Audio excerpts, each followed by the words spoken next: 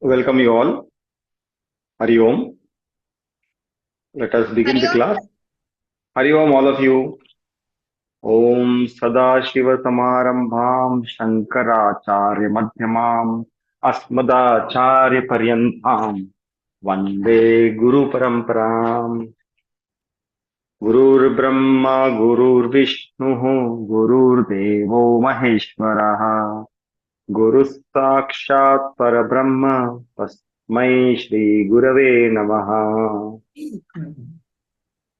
Um, Today's Hariom, before sir. beginning, hello, before beginning the class, Ananya, the youngest participant of our class, she wants to chant some important table which is related to Lord Vishnu's namas. Ananya, you ready? Yes. Go ahead. Hariom. Hari Om. One, God is one. Two, Vidyas are two. Three, Gunas are three. Four, Vedas are four.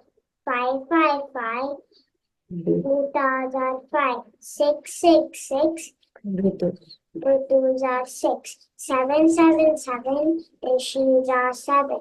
Eight, Dikpalakas are eight. Nine,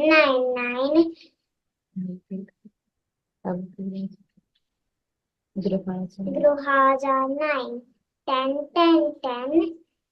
Avataras are 10. Hari Om. Thank you. Oh, excellent. We thought there will be till 100. I thought it was supposed to be 100 till 100, no? At Sir, least in 20. Bolo. have you received my verse? Yeah, I have added your verse. Yes. Okay. Okay, let us now. Very good, Ananya. We're very happy that this type of table we have never learned in our school. Very good. So today we are going to have Dr. Sarika as the moderator. I may come in between, but Dr. Sarika, over to you. Hari Om, everybody. So we'll start today's class. We were doing Vishwarupa Darshana Yoga, and this class we are covering verses 11.38 to 11.44. 38th from 38th verse on till 44th. So next slide. Anybody remembers what was Simhavalokana?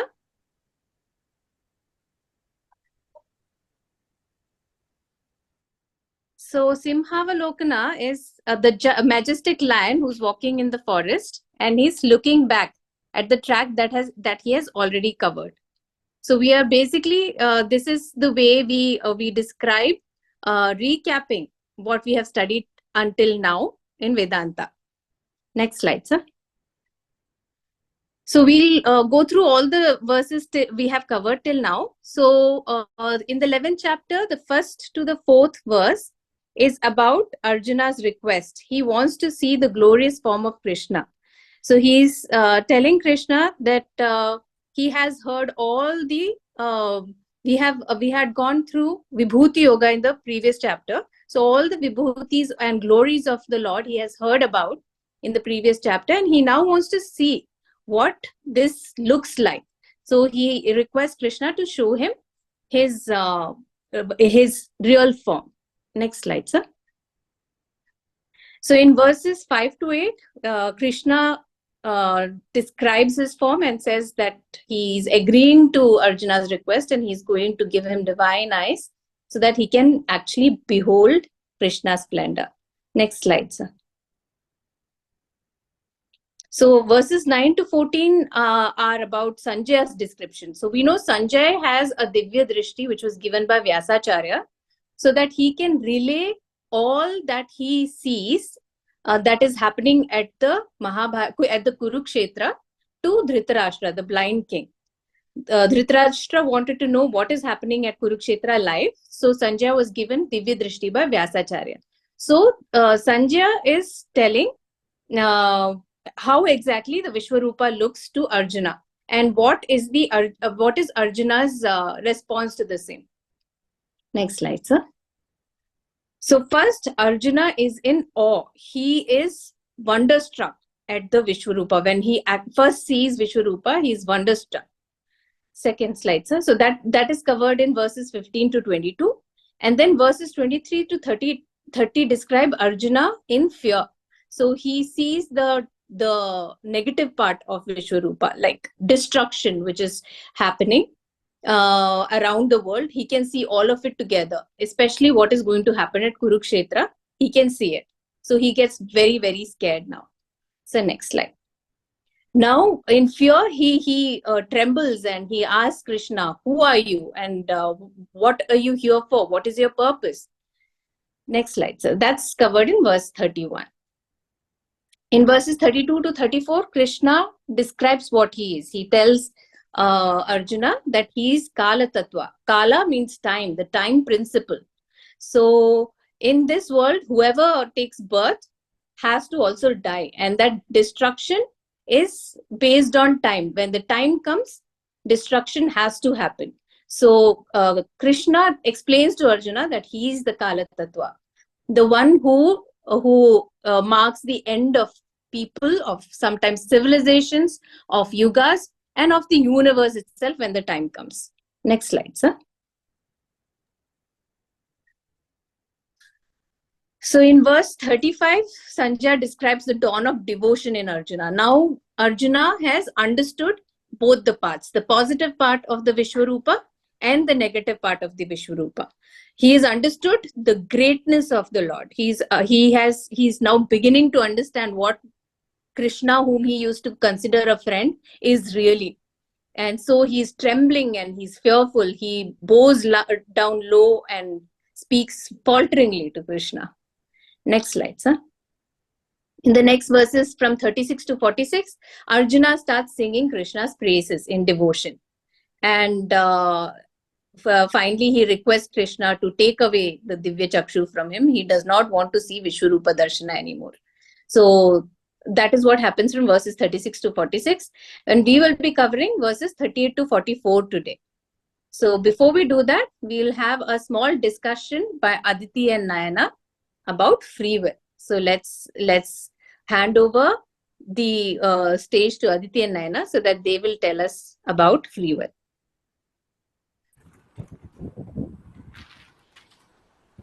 Hari Om. Hari Om. So I would like to start this whole conversation with two questions. What is faith and what is free will? So what is fate? So let's say I have planned a party and it starts raining on the day of the party, and this is fate. Okay, but this party, since it's standard outside, right? But it can be controlled. I mean, not the weather, obviously. But next slide, please. It can be controlled. You know, the party organizer could have checked the weather forecast before. So that checking the forecast is the free will, and you know, like move the party or the event indoors. The same example we could take with For our homeworks, if we do the homework, let's say we got some math homework from school, and then I will say we do the homework, and then we know that we're not going to get any punishment in school or scoldings by the teacher. If we say that we don't know, the teacher won't check tomorrow, and then we'll definitely get scoldings and punishments if the teacher checks tomorrow. next slide, please. So, in conclusion, we can say that fate cannot be controlled. Now, we cannot control the weather, right? And free will, it can be controlled, but we must use it in a good way, as the homework example was mentioned. So we can end the conversation saying that we cannot always rely on faith, but we should also use the free will in a good manner. Hari Om. That was an excellent discussion and uh, quite a lot of depth there. So, what is fate and what is free will? Children, so fate means something that is not under control, like the weather. They give a good example. And free will is how we take decision based on what is going on around us. That free will we always have. So when we talk of law of karma, a lot of people believe that, you know, whatever has to come, it will happen. And there is no use of, you know, mulling over what will happen or trying to plan. It will anyway happen. So that kind of fatalistic attitude is not correct. We have to understand the fact that as karma says that our today is based on what happened yesterday, similarly our tomorrow is being shaped by what we are doing today. So free will is very, very important. We have to exercise our free will and decide what we are going to do so that our future will be based on that. So next slide, sir. So next we will start our next verse, 11.38, the 38th verse being covered by Narayani. Over to you, Narayani. Namaste. Today I'll be covering the 11.38th verse. Tvamadideva Purusha. Samadhideva Purusha. Tvamadideva Purusha Purana. Vamadideva Purusha. Tvamasya Vishwas. Tvamasya Vishwas. Tvamasya Vishwasya Param Nidhanam. Vamasya Vishwasya Param Nidhanam. Vetasi Vedyam Cha Param Cha Dhamam. Vetasi Vedyam Cha Param Cha Dhamam. Tvaya Tatam Vishwamanantarupa. Tatam Vishwamanantarupa. The running meaning of this verse will be: you are the primal god of the ancient Purusha. You are the supreme ground of delusion of this universe. You are the knower, the known, as well as the abode which is beyond both. The universe is pervaded, and you, O Lord, with endless forms. So in this verse, we will be knowing about the Samrushti Bhava, or the all-pervading nature of Lord Krishna. The love and respect of Arjuna towards Lord Krishna is increasing with every verse and with every conversation with Krishna. And only now does Arjuna understand that Krishna or Lord is very great. Though in life he has been worshipping Lord Krishna by his namaskara, but because he was taught from his childhood, and it was also because he thought that it was a mechanical practice, but actually we used to do it as a physical practice. But the enlightened ones were the one who did it very, very significantly, and with their every namaskara, they had that inner expression of them in that and their attitude in every of their namaskaras. And the Lord is the one who represents the law of karma, and we do the namaskara to that Lord. For that we say is, I will never question the law of karma. And in this verse, the all-pervading aspect of the Lord is discussed. He is the substratum for everything, and he is the knower and the object of the knowledge. He also pervades supreme abode and pervades in everything. All the work we are supposed to do is with the prasada bhakti, or the offering nature, and we are always supposed to give this prasada bhakti or whatever we are supposed to do to Lord with only this bhakti with no expectations. This is what we learn from this verse. Hari Om, thank you.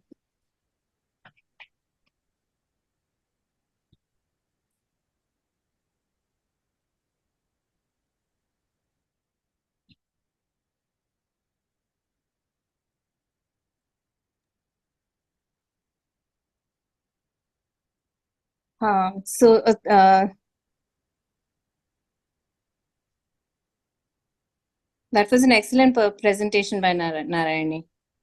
Next, we have Tomavi Devam Purusha Purana, Tomasya Vishwasya Param Nidhanam, Vetasi Vedyam Cha Param Cha Dhama, Tvaya Tatam Vishwam Ananta Rupam.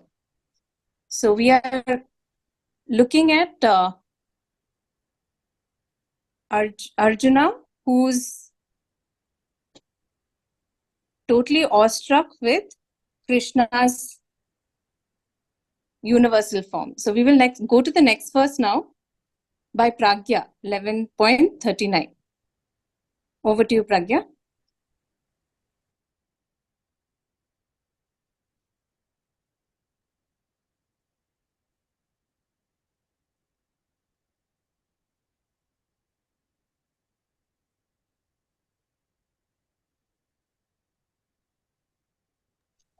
I can't hear Pragya.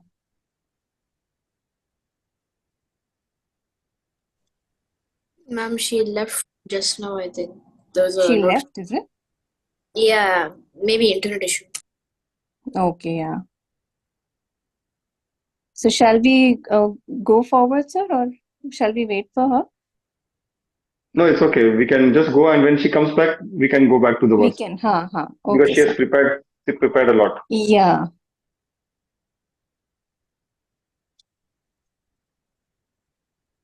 So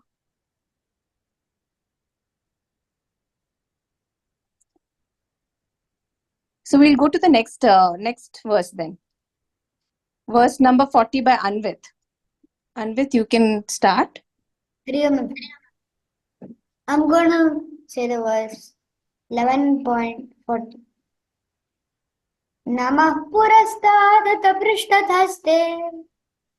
Nama purastada Prishtaste. purastadaste. Namostute sarvata eva sarva. Namostute Namostute sarva eva sarvata eva sarva. sarva. Anantaviryamita vikrahastvam. Anantaviryamita Anantaviryamita vikramastam.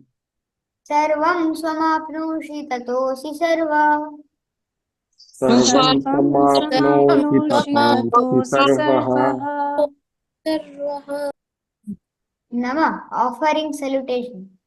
Purastat from the front, Ata, and the Purastha, the all rare Tha, to you. Namaste. I'm telling your own voice. Okay.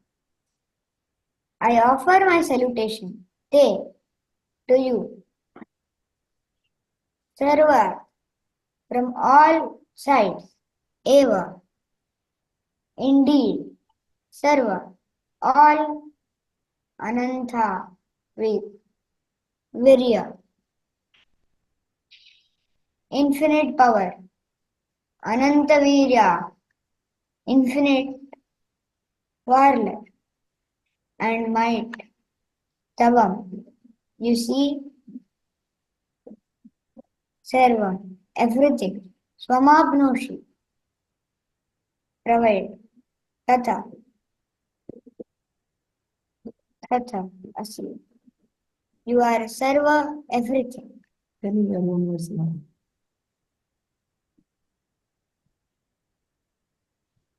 Krishna says that, Arjuna says that Krishna is everywhere. Krishna is so powerful and so forth. And he bowed his head and said,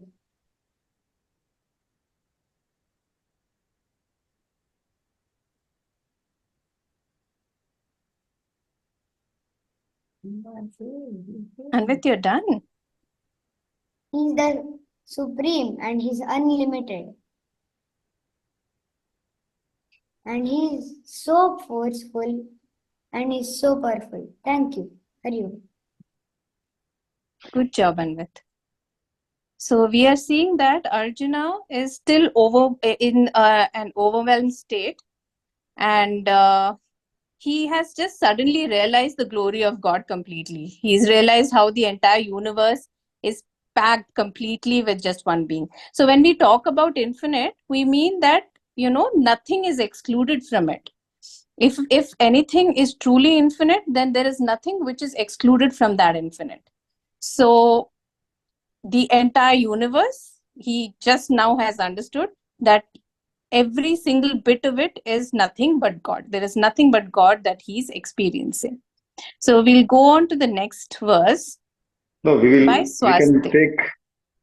No, Pragna has been back. Okay. We'll go back to verse number 39 by Pragya. Yes. Hariom everyone. I'll be present 11.39 verse and I hope you all like it. I request you all to repeat after me. वायुर्यमोऽग्निर्वरुणः शशाङ्कः Yamognivaruna वायुर्यमोऽग्निर्वरुणः प्रजापतिस्त्वं प्रपितामहश्च Prajapatiस्त्वं प्रपितामहश्च नमो नमस्तेऽस्तु सहस्रकृत्वः नमो नमस्ते सहस्रकृत्वः पुनश्च भूयोऽपि नमो नमस्ते पुनश्च भूयोऽपि नमो नमस्ते. Namaste. Thank you, everyone. The little translation of the verse goes as follows. You are Vayu, god of wind, Yam Raj, god of death, Agni, god of fire, Varuna, god of water, Chandra, moon god, you're the creator, Brahma, and the great grandfather of all beings. I offer my salutations unto you 1,000 times again and yet again.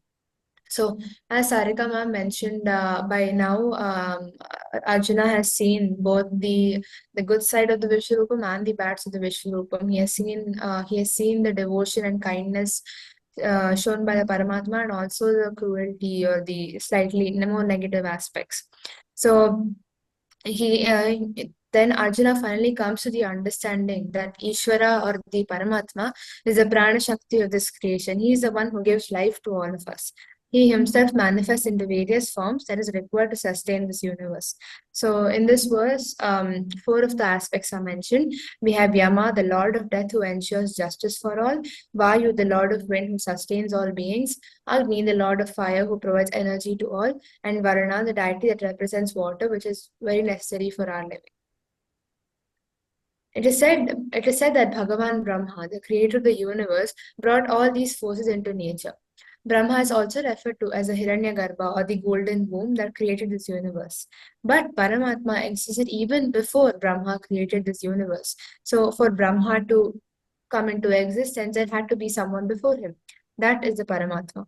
So therefore, he is revered as soul of this creation by manifesting as these forces. To help you understand better, let's take an example. So during Diwali or any other festival we do in India, many sweets are made, right? We have kaju barfi, we have laddus, we have other barfi. So then many shapes, some are even shaped like animals and other figurines. But what is similar in them? It's the main ingredient is sugar. That's what is used in everything. Similarly, the celestial gods have their distinct personalities and they have their own set of duties to discharge in the administration. They are definitely all separate beings, but the one similar thing in all of them is the Paramatma, the God, who is present in everyone, and he is the one who manifests their powers. We can also take the example of gold jewelry.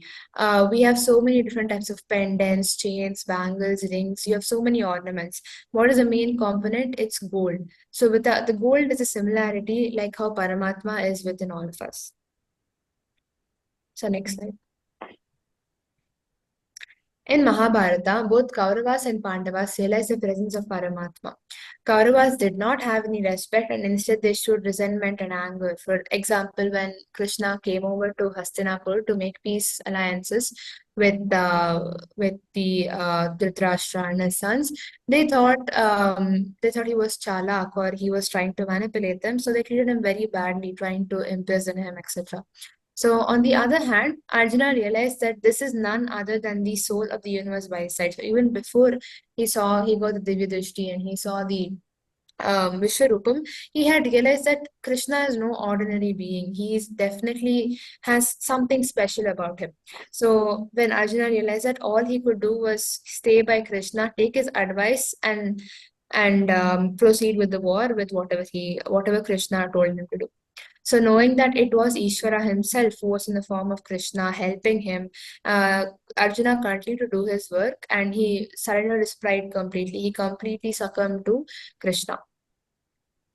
Let's conclude this verse by offering our salutations to that Supreme Soul or the Paramatma and make sincere efforts to walk in the path laid by him. This path has jnana and bhakti as our guides, which enables us to obtain moksha. I hope you could understand the verse. Dhanyavadam and Hari.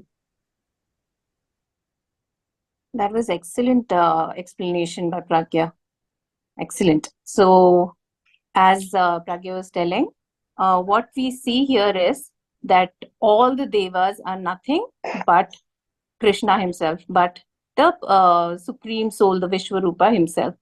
So, each of these devas, and for that matter, whatever we see around us, is just a different manifestation of Lord. So Lord manifests at each one of them, and the power which it's like the battery pack which powers all of us is His supreme power. So we'll go on to the next verse number 41 by Swastik. Over to you, Swastik. Thank you, ma'am. Now, first, I would like to start with performing the verse chanting first. So, next slide. Now, please repeat after me. Sakheti matva prasabham yaduktam. Sakheti matva prasabham yadvattam. He Krishna, he Yadava, he Sakheti. He Krishna, he Yadava, he Sakheti. Ajanata mahimanam tavedam. Ajanata mahimanam tvavedam. Maya pramadat pranayena vapi. Maya pramadat pranayena vapi. Now, this verse goes as follows, literally. Thinking of you as my friend, I presumptuously addressed you as O Krishna, O Yadav, O my dear friend. I was ignorant of your majesty, showing negligence and undue affection. Now, this is within the first verse. The next verse will be discussed by whoever comes along. Now, sir, next slide. Now, the explanation for this is that the verse says that Arjuna had presumed Krishna's identity and had described him as, O Krishna, O Yadava, O my dear friend. Now, these were all different names for him, as Krishna considered him to be a close friend of his, as he considered Krishna to be his close friend. Yet Arjuna had not realized the aristocratic background of Krishna, literally being the soul and heart of the universe. Now, this is his literal universe in being. He had the literal universe in being as his charioteer, and he felt extremely saddened by the fact that he was not able to provide his way of paying respects to him. And in the next verse, he will add that if I have ever addressed you wrongly, I request my sins be washed. Thank you, sir, for giving me this verse. Thank you. Good, Swastik. That was a very good explanation. So here in this verse, Arjuna, like we've seen, so initially he was fearful of the universal form. Then came, no, initially he was awestruck. Then came fear. Now he's in the devotion mode. So he understands now that Sri Krishna is the Lord of the universe, and he is feeling. He's just remembering in the past how has he addressed Krishna like a friend. Hey Krishna, how are you? Like anybody would talk to casually with his friend. So he's feeling very bad that he has slighted him or probably dealt with him very casually, and now he's seeking his forgiveness for that. How he's addressed Krishna is what he's feeling bad about. Next verse, we will see what else he does. Verse number 42 by Shara. Hari Om everyone. Today I'll be saying the verse 11:42. Yachavahasaर्थमसत्कृतोऽसि विहार यच्चवाहासार्थमसत्कृतोऽसि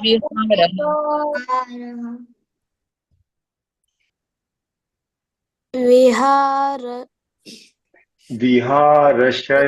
शयासन भोजनेषु भोजनेषु एको अथवा एकोऽथवाप्यच्युत तत्समक्षम्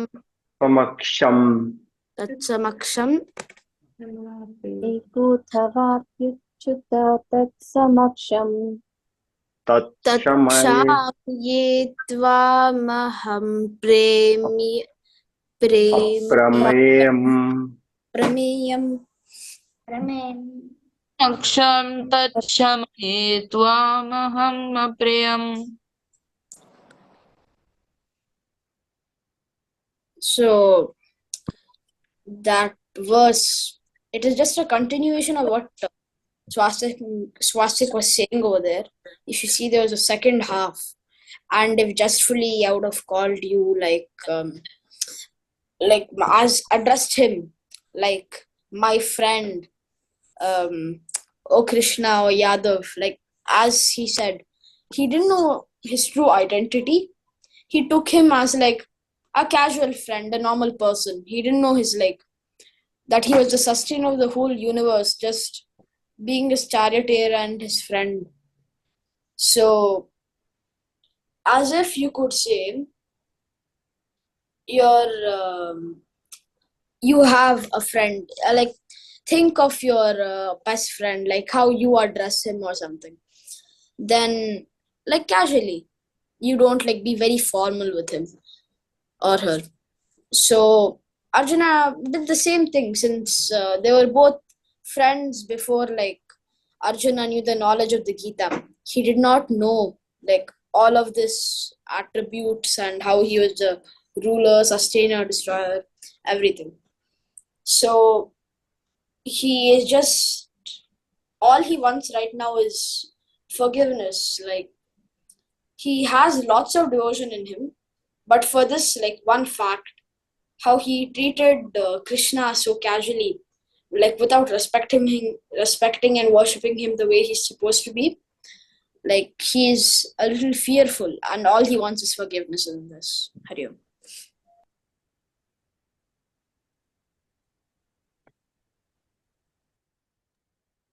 Good.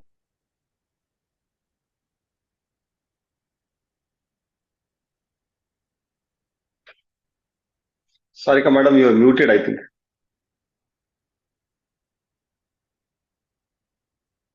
I'm sorry, sir. I thought I unmuted myself.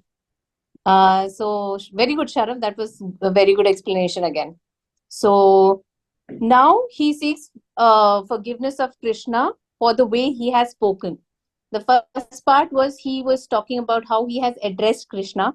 Now the tone in which he would have spoken to Krishna, that is what he's feeling bad about. He's now realized what is the greatness of Krishna. It is beyond what anybody can fathom even. It's only such kind of a divine experience which can make us understand what the Lord of the universe actually means. And he's feeling bad that he's spoken so casually to him till now. He's feeling embarrassed. He's feeling ashamed. So the next verse, we will see what else he says. So in verse number 43, that will be presented by Moksha. Hari Om मैम पितासि लोकस्य चराचरस्य पितासि लोकस्य पितासि लोकस्य चराचरस्य चराचरस्य त्वमस्य पूज्यस्य गुरुर्गरीयान् त्वमस्य पूज्यश्च गुरुर्गरीयान् गुरुर्गिरीयान् त्वत्समो असत्यभ्यधिक कुतो अनयो न त्वत्समोऽस्त्यधिकः कुतोऽन्यो कुतोऽन्यो लोकत्रय प्रतिम प्रभाव लोकत्रय प्रतिमप्रभाव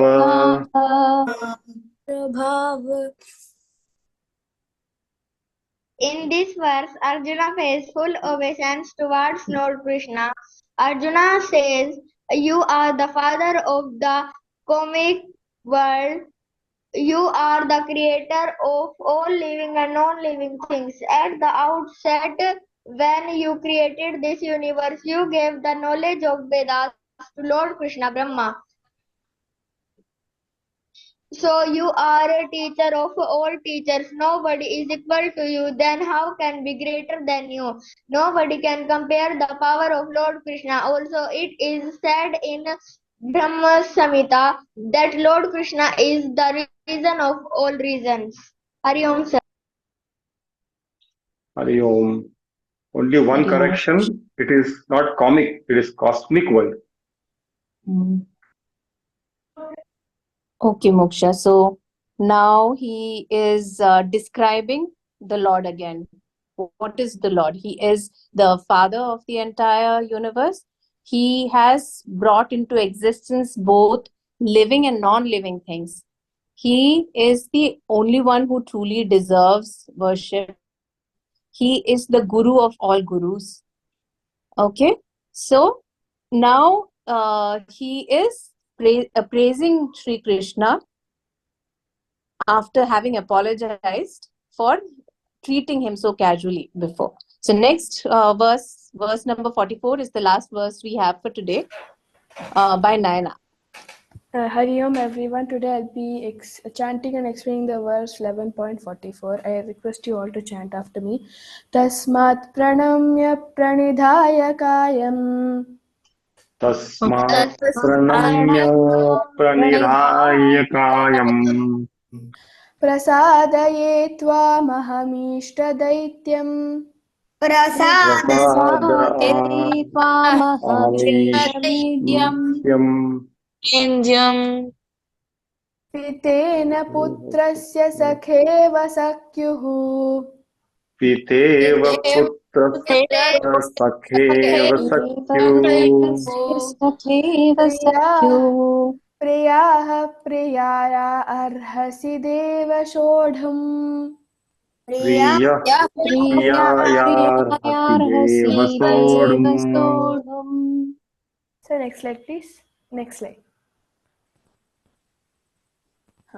So this word's literal meaning is therefore, O adorable Lord, bowing deeply and prostrating before you, I implore you for your grace as a father tolerates his son, a friend forgives his friend, and a lover pardons the beloved. Please forgive me for my offenses. Here, as I explained in the past verses, Arjuna is asking for his forgiveness for however he has called him.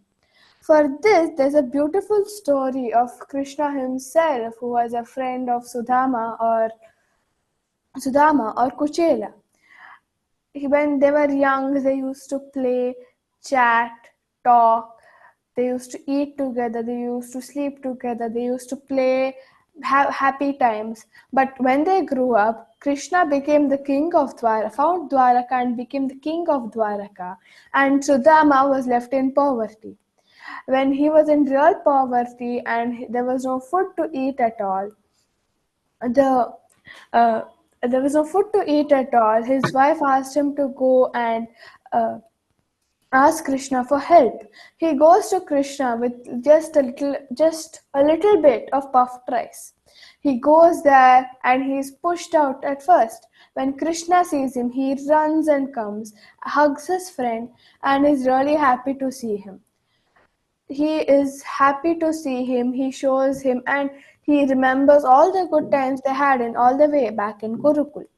And then at that time, when Krishna remembers that Kuchela didn't give him anything, Krishna asks Kuchela, "What did you bring for me?"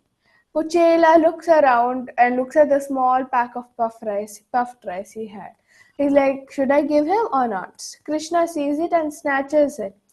And he eats one bite and gives all kinds of wealth and a very good house to Kuchela. And the second time he eats it, he gives all kinds of good clothes.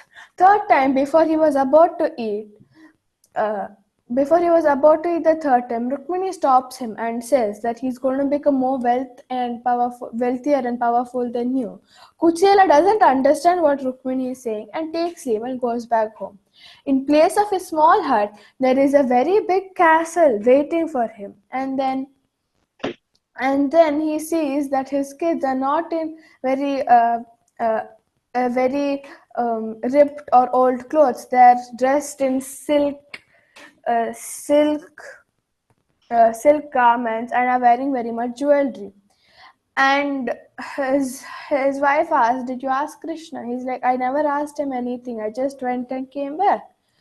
And Kuchela understands that he has been friends with no other than the Paramatma, who is the Lord of Devi Lakshmi and who has given him all this wealth. Then, after realizing this, he is really pardoned by this, and then he from that day on, it's said that in Kuchela's castle there was a small idol of Krishna kept with a cow behind him. Hari Om Dhanyavad. That was a very good explanation, and love the story you told also, Naina. So here, in the last verse that we have for today, Arjuna is again seeking pardon from Krishna. He's asking him to pardon him as a dad would pardon his child, as a loving husband would pardon his wife. So actually, it is spoken of as that if we want to make ourselves spiritually higher, what we need to do is try and divinize our relationship with the people around us, like with our family, with our friends, whatever relationship we have in around ourselves. We should divinize it. We should think of them as God Himself. And on the other hand, when we approach God, we should humanize our relationship with God. We should consider Him our Father or our loving friend, and that helps us grow spiritually. Now, in the verses to come, we will see verses 45 to 46. Arjuna will be seeking respite. He will ask for the Divya Chakshu to be withdrawn. Next slide, sir. Then, so previous slide. Then what happens is Krishna will tell Arjuna what a glorious vision he has just seen, that this is very rare, and people who practice austerities in jungle, who go to Himalayas and practice austerities, they also do not get this vision very easily. Next slide, sir. In verse 50, then Sanjay describes how the reversal of Vishwarupa happens. Next slide, sir. And then verse 51, Arjuna expresses how much he feels relieved after Krishna has come back to his human state. Next slide, sir. Then verse 52 to 53, Krishna will again tell how precious and how rare a sight it was that Arjuna has just seen. Next slide, sir. And then finally, in verse 54 and 55, he tells the secret of how to attain to him. It is only by undivided love and devotion, when you have nothing else and no other focus in your life, and when you are free from both. We have to try hard and free ourselves from both strong attachments and strong aversions. You should not be able to not be if we are unable to do without something or do without somebody, that should not be the case. And at the same time, we should not have any strong aversions, things that we cannot handle at all. We should be able to increase our mental strength so that we are able to deal with things we do not like, and also do without things that we like a lot. And such a seeker who is able to do this, who keeps his goal as only the Lord, he reaches him. So that was the end of today's class. So next slide. So we'll do the final Shanti mantra. Om Purnamadah Purnamidam Purnat Purnamudachyate Purnasya Purnamadaya Purnamevavashishyate. Om Shanti Shanti Shanti. Hari Om Tat Sat.